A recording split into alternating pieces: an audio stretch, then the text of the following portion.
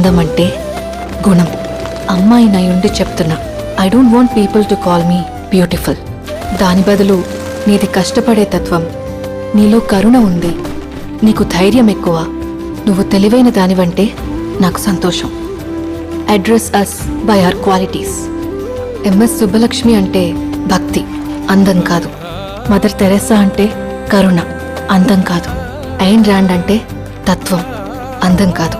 సరస్వతి అంటే విద్య, దుర్గా అంటే ధైర్యం, గౌరీ అంటే తపస్సు, లక్ష్మి అంటే శుభం. ఇలా ఏ దేవతనైనా ఆమె క్వాలిటీస్ కోసమే పూజిస్తారు, ఆమె అందం కోసం కాదు. నీ గుణాలే నీ సంతకమవుతాయి, నీ అందం కాదు. అందుకే ప్రపంచము మగాళ్ళలో కాదు, ఆడదే ఆడదాన్ని అందాన్ని దాటి చూసుకోగలగాలి. అలా అందాన్ని దాటి చూస్తే ఆడదానిలో ఒక సముద్రమే కనపడుతుంది. గుణాలతో నిండిన ఒక దేవతే దర్శనమిస్తుంది.